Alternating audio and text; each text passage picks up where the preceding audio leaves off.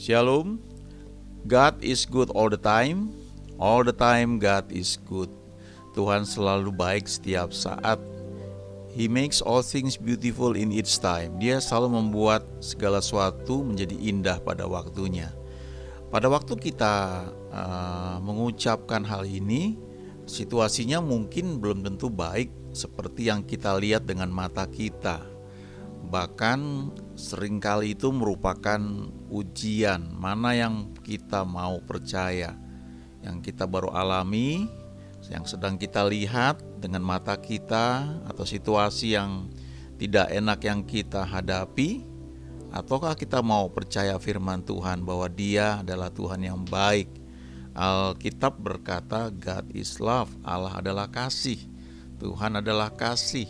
Dan karena Dia adalah kasih itu sendiri, Dia selalu merancangkan yang baik buat kita. Jadi dengan pemikiran logika seperti itu, kita bisa berkata God is good all the time. Walaupun mungkin saat kita mengatakan hal itu, situasinya mungkin belum tentu good dalam pandangan kita. Tapi kepercayaan kita pada firman Tuhan tersebut akan mengubah situasi, mengubah cara pandang kita, sehingga kita bisa berkata bahwa God is good all the time. Tiada yang mustahil bagi Dia, tiada yang mustahil bagi kita juga yang percaya kepada Dia. Yuk kita nyanyikan lagu ini ya. Oh Tuhan pencipta langit dan bumi. Oh Tuhan pencipta langit bumi dengan kuat kuasa-Nya. Oh Tuhan pencipta langit bumi dengan kuat tangan-Nya. Oh Tuhan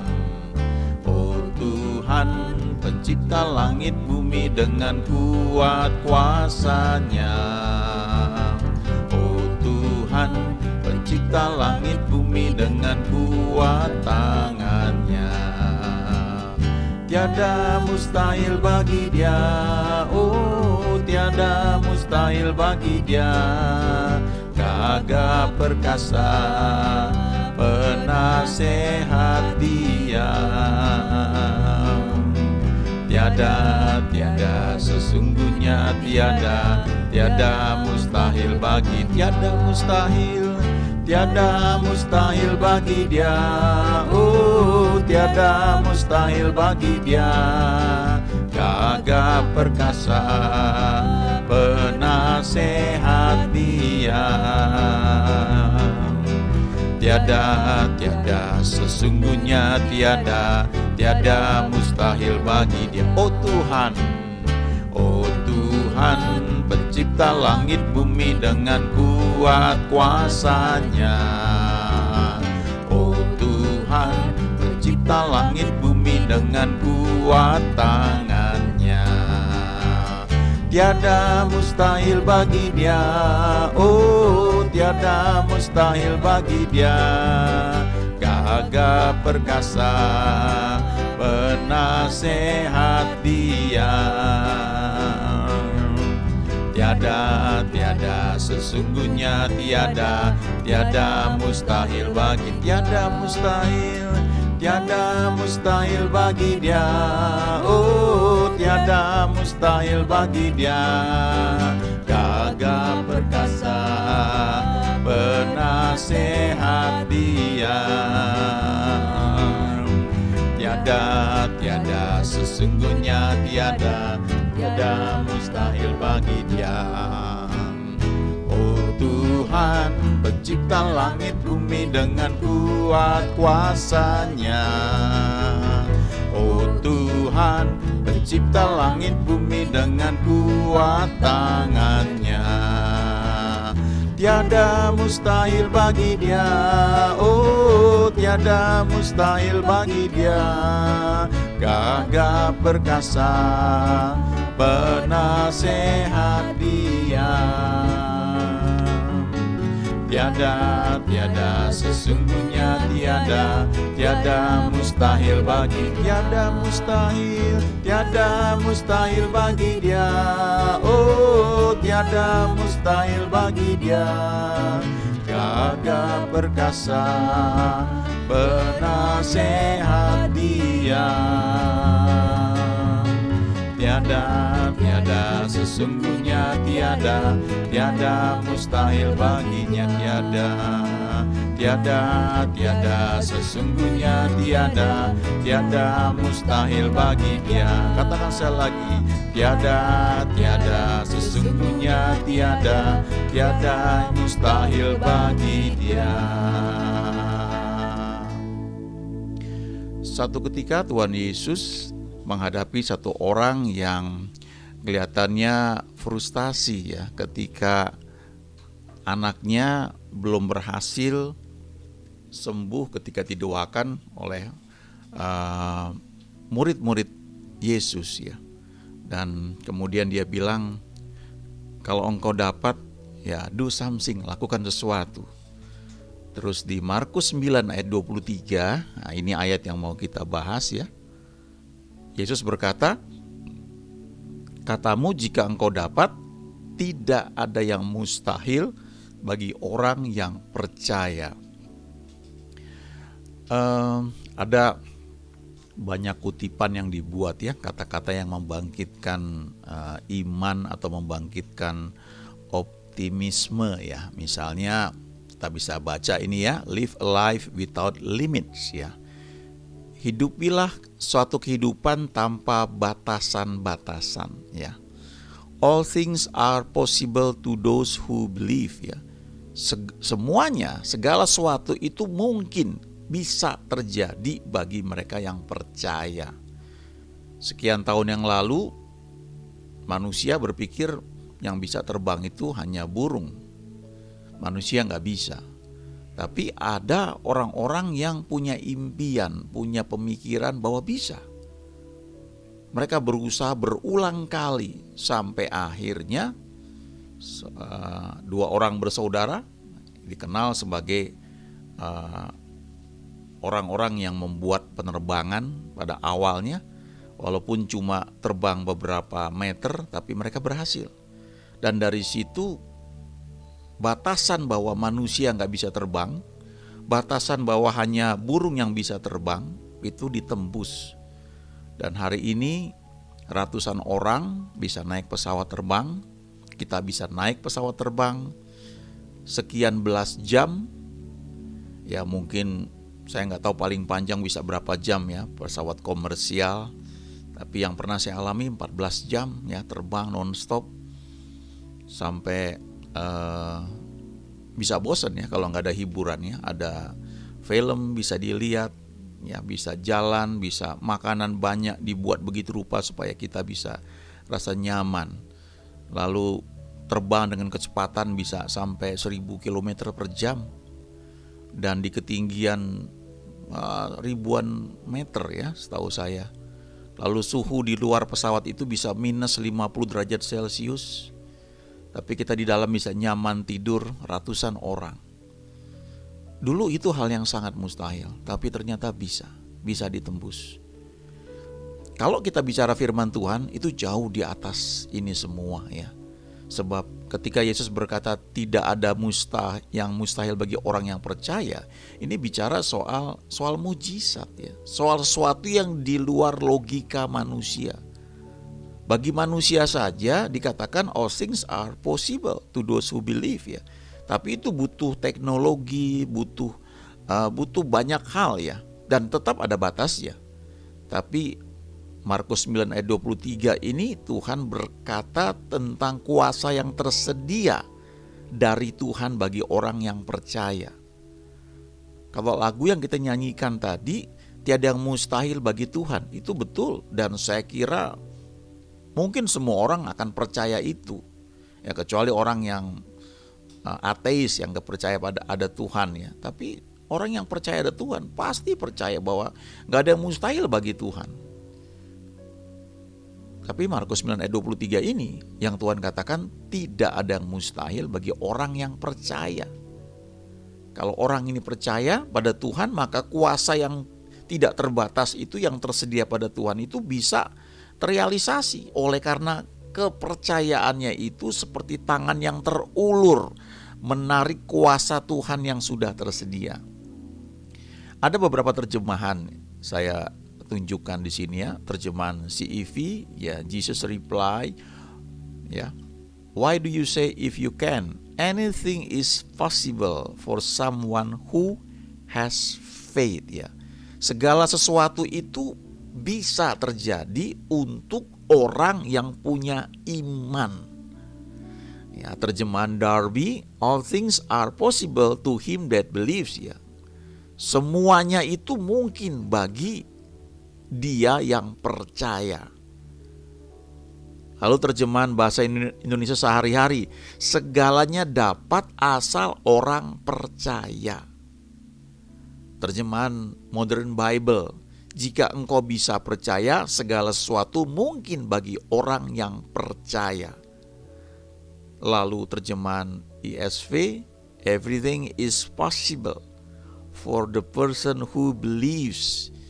Segala sesuatu, semuanya, segala sesuatu itu mungkin bagi orang yang percaya. Dan terjemahan King James, ya, ini terjemahan bahasa Inggris yang paling banyak, ya, khususnya bertahun-tahun yang lalu. Terjemahan ini mengatakan, ya, if thou canst believe, all things are possible to him that believe. Nah, kata believe itu dalam bahasa aslinya pisteo. Sementara kata iman itu bahasa aslinya pistis ya. Jadi akar katanya ini sama. Jadi kalau Tuhan berkata tidak ada yang mustahil bagi orang yang percaya, ini sebenarnya bicara tentang iman. Dan iman itu muncul ketika kita mendengar firman yang rema. Jadi ini konteksnya bicara tentang orang yang mendengar firman Tuhan, lalu firman itu yang tadinya cuma logos itu berubah menjadi rema karena Roh Kudus menghidupkan. Lalu rema ini menimbulkan iman. Hanya dibutuhkan respon dari kita untuk memutuskan percaya. Ya, saya percaya. Dan waktu kita berkata seperti itu, maka iman itu mulai muncul. Ketika Simon Petrus setelah semalaman kerja keras gak ada hasilnya, gak dapat ikan, lalu ketika Tuhan berkata sekarang bertolak ke tempat yang dalam, tebarkan jalamu. Nah, dia mendengar firman rema spesifik kepada dia. Tuhan berkata bertolak ke tempat yang dalam, tebarkan jala-jalamu. Itu firman rema. Waktu itu Simon berpikir gak mungkin secara logika, tapi dia memutuskan untuk percaya. Dan dia bilang karena engkau mengatakannya, aku mau melakukannya juga. Lalu ketika dia putuskan dia mau percaya, dia bertindak. Dan memang butuh waktu untuk dari pantai itu ke tempat yang dalam, lalu menebarkan jalannya. Butuh waktu untuk melakukan apa yang kita percayai sebagai tindakan iman. Dan setelah itu baru mujizat terjadi. Tiba-tiba banyak ikan yang ditangkap sampai jalannya mulai koyak. Di perjanjian lama ada satu kisah, ya, kisah Hana di 1 Samuel pasal 1. Ini ada 20 ayat ya, saya bacakan ya dengan agak cepat ya. Mulai dari ayat 1. Ada seorang laki-laki dari Ramataim Zovim, dari pegunungan Efraim, namanya Elkana bin Yeroham bin Elihu bin Tohu bin Zuf, seorang Efraim. Orang ini mempunyai 2 istri, yang seorang bernama Hana dan yang lain bernama Penina. Penina mempunyai anak tetapi Hana tidak. Orang itu dari tahun ke tahun pergi meninggalkan kotanya untuk sujud menyembah dan mempersembahkan korban kepada Tuhan semesta alam di Silo. Di sana yang menjadi imam Tuhan ialah kedua anak Eli, Hofni dan Pinehas. Pada hari Elkana mempersembahkan korban, diberikannya kepada Penina istrinya dan kepada semua anaknya yang laki-laki dan perempuan masing-masing sebagian. Meskipun ia mengasihi Hana, ia memberikan kepada Hana hanya 1 bagian, sebab Tuhan telah menutup kandungannya. Ya, perhatikan di ayat 5 itu ya, sebab Tuhan telah menutup kandungannya. Jadi ini kisahnya, ada seorang laki-laki namanya Elkana, dia punya 2 istri. Pada masa itu memang lazim dan memang legal orang punya istri lebih dari satu ya. Tidak di zaman sekarang untuk firman Tuhan yang kita percayai. Jadi waktu itu kemungkinan ini nggak diceritakan yang istri yang pertama yang mana ya, tapi yang jelas ini yang punya anak banyak itu Penina, sementara Hana tidak. Lalu Elkana ini orang yang taat beribadah, selalu dari tahun ke tahun pergi mempersembahkan korban kepada Tuhan semesta alam di Shilo ya. Dan kemudian menurut aturan yang mereka tahu, pada waktu mempersembahkan korban, maka ada bagian masing-masing yang diberikan oleh Elkana kepada istrinya dan kepada anak-anaknya. Lalu ayat 5 dikatakan bahwa Elkana ini mengasihi Hana, tapi hanya satu bagian yang diberikan karena dia gak punya anak. Lalu perhatikan lagi ayat 5 itu ya, Tuhan telah menutup kandungannya. Artinya yang menutup kandungan Hana ini Tuhan. Ya, bukan karena yang lain, tapi Tuhan yang menutup kandungannya. Lalu ayat 6 sampai ayat 10 kita perhatikan. Tetapi madunya selalu menyakiti hatinya supaya ia gusar, karena Tuhan telah menutup kandungannya. Dikatakan lagi di sini bahwa Tuhan telah menutup kandungannya. Jadi 2 kali dikatakan bahwa Hana ini mandul karena Tuhan yang menutup kandungannya. Dengan kata lain, biasanya kita menyimpulkan bahwa memang sudah kehendak Tuhan bahwa Hana itu mandul. Sudah pasti ini keputusan Tuhan, kehendak Tuhan, jangan dilawan lagi. Jadi banyak orang berpikir kalau Tuhan sudah memutuskan demikian ya udah, nggak usah dilawan ya. Nah, nanti kita lihat cerita berikutnya ya. Lihat ayat 7 ya. Demikianlah terjadi dari tahun ke tahun. Setiap kali Hana pergi ke rumah Tuhan, Penina menyakiti hati Hana sehingga ia menangis dan tidak mau makan. Kadang-kadang ini terjadi ya di banyak tempat ya. Ketika kita mengalami situasi yang tidak enak, ya orang mengejek, ini bisa bicara banyak sekali ya.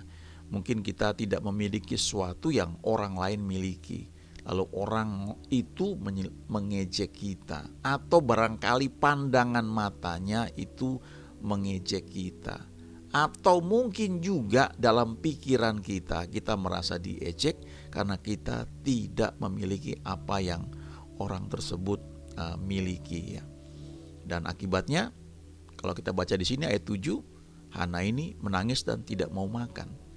Ini satu pelajaran sebenarnya ya, bahwa keputusan untuk sedih, marah, atau gak mau makan dan sebagainya itu ada pada kita. Kita gak bisa ngontrol orang lain. Kalau orang lain itu ngejek kita, menyakiti kita gak bisa kontrol itu ya. Apalagi ini statusnya kalau kita baca Hana dengan Penina sama-sama istri dari Elkana ya, gak bisa kontrol.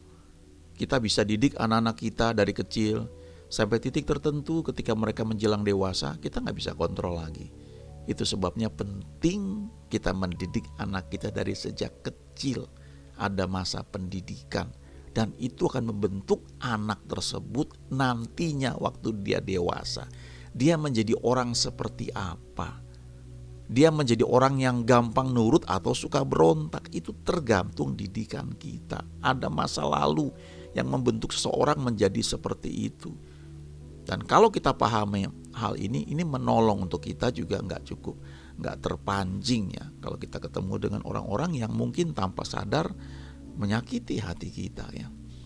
Ini soal keputusan. Lalu ayat 8. Lalu Elkana suaminya berkata kepadanya, Hana, mengapa engkau menangis dan mengapa engkau tidak mau makan? Mengapa hatimu sedih? Bukankah aku lebih berharga bagimu daripada 10 anak laki-laki? Ya. Elkana suaminya berusaha untuk menghibur Hana ini. Dan dia bilang, kan aku tetap sayang sama kamu. Walaupun kamu gak memberikan aku anak, tapi kan aku tetap mengasihi kamu. Dan bukankah aku lebih penting bagi kamu daripada 10 anak laki-laki? Tapi mungkin karena pada masa itu juga itu suatu prestasi kalau seorang istri bisa memberikan anak. Apalagi kalau anaknya banyak. Rasanya itu satu prestasi bahwa suaminya sayang sama dia. Dan itu terjadi juga pada waktu kisah mengenai Yakub. Dia punya istri Rahel dan Lea. Rahel tidak punya anak pada awal-awal pernikahan mereka, sementara Lea terus punya anak, dan terjadi persaingan di situ dalam merebut perhatian Yakub ya. Lalu berikutnya ayat 9. Pada suatu kali setelah mereka habis makan dan minum di Silo, berdirilah Hana sedang Imam Eli duduk di kursi dekat tiang pintu bait suci Tuhan. Dan dengan hati pedih ia berdoa kepada Tuhan sambil menangis terseduh-seduh. Perhatikan ayat 10 ini ya. Ini hal yang paling penting. Kalau kita mengalami situasi yang gak enak ya, coba belajar mencurahkan isi hati kita kepada Tuhan. Jangan kepada orang lain ya. Jangan curhat ke orang lain. Seringkali itu buat jadi masalah. Ada orang-orang yang gak perlu tahu jadi tahu, dan dengan cepat tersebar kemana-mana. Ini memang gak mudah ya untuk dilakukan, karena kita terbiasa cari tempat untuk curhat kepada seseorang, bukan kepada Tuhan. Zaman sekarang lebih parah lagi, orang curhatnya di Facebook atau di Twitter atau di banyak alat medsos yang lain, Instagram misalnya. Jadi seluruh dunia tahu hal-hal yang mestinya hanya kita, hanya orang-orang tertentu yang tahu. Jadi nanti ketika sudah beres, klarifikasinya mesti kemana-mana. Tapi nggak selesai juga, karena berita tuh udah kemana-mana ceritanya. Ini hal yang sangat, ya ini situasi yang dihadapi di dunia ini sekarang ya. Dulu yang namanya buku harian itu sifatnya pribadi. Orang itu mencurahkan isi hatinya tulis di buku harian, di diary. Tapi sekarang diary-nya tuh apa? Facebooknya. Semua orang tahu. Harusnya tidak seperti itu ya. Kita belajar dari Hana, dia mencurahkan isi hatinya kepada Tuhan. Lalu ayat 11. Kemudian bernazarlah ia, katanya, Tuhan semesta alam, jika sungguh-sungguh engkau memperhatikan sengsara hambamu ini dan mengingat kepadaku dan tidak melupakan hambamu ini, tetapi memberikan kepada hambamu ini seorang anak laki-laki, maka aku akan memberikan dia kepada Tuhan untuk seumur hidupnya, dan pisau cukur tidak akan menyentuh kepalanya. Ini luar biasa sekali ya. Saya berkali-kali kalau baca ayat ini aduh ya, saya belajar gimana doa kepada Tuhan itu yang Hana buat ini ya. Ini luar biasa. Ayat 12. Ketika perempuan itu terus-menerus berdoa di hadapan Tuhan, maka Eli mengamat-ngamati mulut perempuan itu. Dan karena Hana berkata-kata dalam hatinya dan hanya bibirnya saja bergerak-gerak, tetapi suaranya tidak kedengaran, maka Eli menyangka perempuan itu mabuk. Kalau di Perjanjian Baru mungkin ini berbahasa roh ya. Dan itu tersedia bagi kita yang percaya kepada Tuhan. Siapa berkata-kata dalam bahasa roh, ia berkata-kata kepada Allah. Dan hanya Allah sendiri, hanya Tuhan sendiri yang mengerti artinya. Ya, pada masa itu belum ada bahasa roh ya. Tapi si Hana ini berkata-kata dalam hatinya, sudah gak bisa lagi ngomong apapun yang keluar, karena dia hanya mau ngomong sama Tuhan. Dia nggak doa untuk orang lain dengar ya. Kadang-kadang kita berdoa supaya orang lain dengar ya. Harusnya kita berdoa hanya Tuhan yang dengar, nggak perlu orang lain dengar ya. Lalu ayat 14. Lalu kata Eli kepadanya, berapa lama lagi engkau berlaku sebagai orang mabuk? Lepaskanlah dirimu daripada mabukmu. Tetapi Hana menjawab, bukan tuanku, aku seorang perempuan yang sangat bersusah hati. Anggur ataupun minuman yang memabukkan tidak kuminum, melainkan aku mencurahkan isi hatiku di hadapan Tuhan. Saya suka perhatikan kalau Alkitab mencatat kata Tuhan, Tuhan, maka itu bahasa aslinya Jehovah. Itu artinya Tuhan yang punya perjanjian dengan umatnya. Dia adalah Jehovah Rafa, Tuhan yang punya perjanjian dengan umatnya untuk menyembuhkan. Dia Jehovah Rohi, Tuhan yang punya perjanjian bahwa dia adalah gembala yang menuntun umatnya. Jadi ini Hana menunjukkan bahwa dia mengakui Tuhan sebagai Tuhan yang spesial, yang punya perjanjian dengan umatnya. Ayat 16. Janganlah anggap hambamu ini seorang perempuan dursila, Sebab karena besarnya cemas dan sakit hati aku berbicara demikian lama. Ayat 17. Jawab Eli, pergilah dengan selamat, dan Allah Israel akan memberikan kepadamu apa yang engkau minta daripadanya. Ayat 18, sesudah itu berkatalah perempuan itu, biarlah hambamu ini mendapat belas kasihan daripadamu. Lalu keluarlah perempuan itu, ia mau makan dan mukanya tidak muram lagi. Kalau menurut saya ini dia sudah dapatkan konfirmasi di hati dia bahwa Tuhan sudah mendengar doanya, walaupun realisasinya belum terlihat. Itu namanya iman. Iman itu menerima sesuatu sebagai suatu kebenaran, suatu fakta yang real. Walaupun mata belum melihat, telinga belum mendengar, logika mengatakan tidak mungkin, tapi iman itu mengatakan, ya, saya percaya, saya sudah terima itu. Faith is I believe, that I believe, that I believe, that I believe, that I believe. Atau faith is I know, that I know, that I know, that I know, that I know. Iman itu saya tahu, saya ngerti, saya percaya, iya, saya tahu, saya sudah terima itu. Lalu ayat 19, nah ini perhatikan ya. Keesokan harinya bangunlah mereka itu pagi-pagi, lalu sujud menyembah di hadapan Tuhan. Kemudian pulanglah mereka ke rumahnya di Rama. Ketika Elkana bersetubuh dengan Hana istrinya, Tuhan ingat kepadanya. Wow, saya kalau baca ini, sepertinya Tuhan itu pelupa gitu ya. Kadang-kadang, wah, ini bahasa yang dipakai dalam menulis Alkitab itu sangat apa ya, sangat puitis atau itu menyentuh emosi ya. Kok Tuhan seperti bisa lupa dan tiba-tiba ingat. Dan lihat di sini ya, setelah Hana berdoa, dia tetap harus melakukan bagiannya. Dia perlu juga bersetubuh dengan suaminya. Karena dalam sejarah cuma satu kali ya, wanita perawan yang melahirkan, yaitu Maria. Maria itu hamil mengandung sebelum berhubungan dengan Yusuf. Dia hamil karena pekerjaan Roh Kudus. Roh Kudus pakai rahimnya itu ya sebagai wadah di mana Yesus bisa lahir lewat rahim Maria. Tapi selebihnya, kalau kita percaya bahwa Tuhan sudah mendengar doa kita, maka bagian kita perlu kita kerjakan. Kalau konteksnya Hana, ya dia perlu bersetubuh dengan Elkana, suaminya. Kalau kita sedang berdoa untuk kesembuhan, kita percaya Tuhan mau kita sembuh, kita percaya kita sudah terima itu, bagian yang perlu kita kerjakan ya tetap harus dilakukan.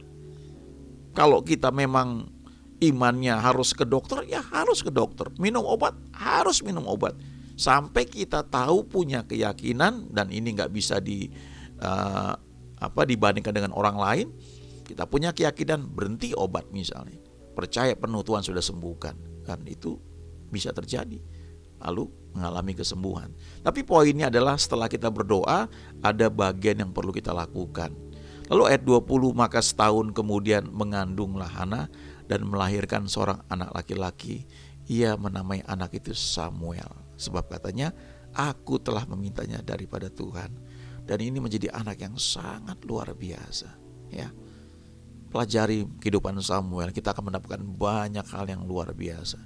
Anak ini lahir karena ada satu orang wanita namanya Hana tidak menerima suatu fakta bahwa dia mandul. Walaupun sudah dikatakan 2 kali Tuhan telah menutup kandungannya, dia berdoa. Saya percaya dia pasti pernah mendengar bahwa kakek moyang dia, Abraham, itu sekian puluh tahun menunggu anak yang Tuhan janjikan, yang namanya Ishak. Pasti dia juga pernah mendengar cerita bagaimana Ishak setelah menikah 20 tahun istrinya mandul.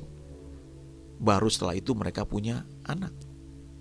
Pasti dia juga pernah baca, pernah mendengar bahwa Yakub punya istri yang sangat dia cintai namanya Rahel, juga awalnya mandul. Dan itu membuat dia percaya bahwa Tuhan bisa membuat dia punya anak. Dia cuma minta 1, dan waktu dia berikan kembali kepada Tuhan. Kalau kita baca ayat-ayat berikutnya, maka Hana punya 5 anak lagi. Bonus Tuhan tambahkan, luar biasa. Tuhan itu dahsyat, Tuhan itu luar biasa. Mari percaya kepada Tuhan bahwa tidak ada yang mustahil bagi orang percaya. Dan kita bisa berkata, God is good all the time.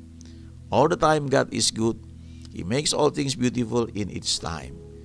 Terima kasih Tuhan. Kami mengucap syukur. Di dalam nama Yesus kami berdoa. Amin.